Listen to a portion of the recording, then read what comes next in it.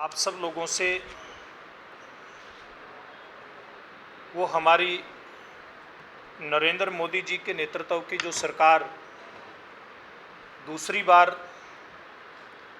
इस देश के अंदर बनी और उसका 1 साल का कार्यकाल पूरा हुआ है, उसके संदर्भ में 1 साल की जो विशेष उपलब्धियां हैं उनके संदर्भ में बातचीत करने के लिए उपस्थित हुआ। आप सब लोग जानते हैं कि ये जो 1 साल है इसको हम 2 भाग में बांट करके बातचीत कर सकते हैं। एक कोरोना से पूर्व का और एक कोरोना संक्रमण आने से लेकर के अब तक का। और इस 1 साल में जिस प्रकार से पहला कार्यकाल था नरेंद्र मोदी जी का, उसमें उन्होंने बहुत सारे ऐतिहासिक फैसले बहुत दृढ़ता के साथ लिए थे। उसमें स्पष्ट नीति, सटीक निर्णय, इस प्रकार से इस बात को हम कह सकते हैं, सबका साथ सबका विकास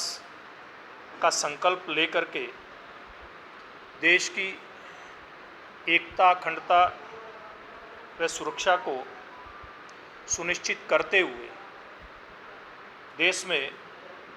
जन कल्याणकारी जो नीतियां उस समय शुरू की थी,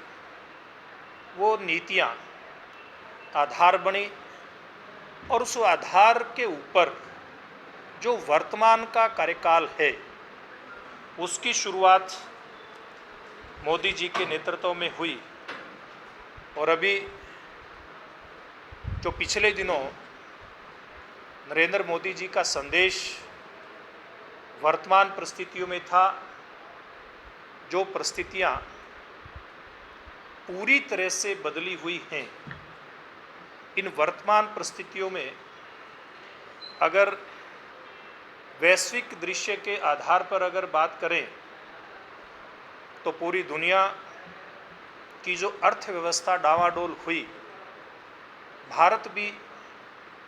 इससे अछूता नहीं है। इसलिए प्रधानमंत्री जी ने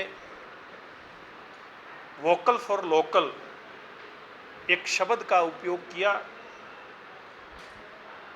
और ये आग्रह किया देश की जनता से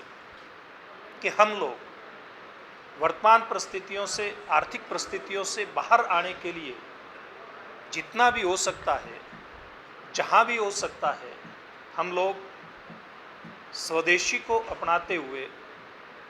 देश को आत्मनिर्भर बनाने में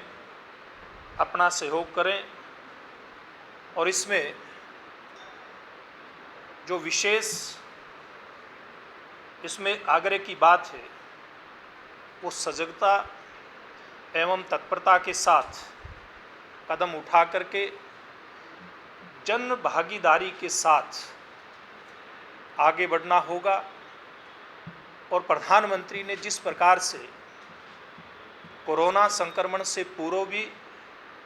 और इस संक्रमण के संकट के दौर में भी जनता को साथ लिया है, जितने भी फैसले उन्होंने लिए, जनता से आग्रह किया। सबसे पहले आग्रह उनका था 22 मार्च का जनता कर्फ्यू का। उसमें देश की जनता ने खूब डट कर के साथ दिया। और फिर 24 तारीख को जो लॉकडाउन की घोषणा की थी, वो लॉकडाउन अलग अलग चरणों में अभी भी चल रहा है और उसमें जन भागीदारी की जो अपील की थी, वो अपील जनता ने बढ़ चढ़ कर के पूरी की। और उसी प्रकार की अपील उन्होंने आर्थिक दृष्टि से देश को आत्मनिर्भर बनाने के लिए जो कदम उठाने की बात कही है, उसके तहत उन्होंने की। और मैं समझता हूँ कि देश की जनता इसमें पूरी तरह से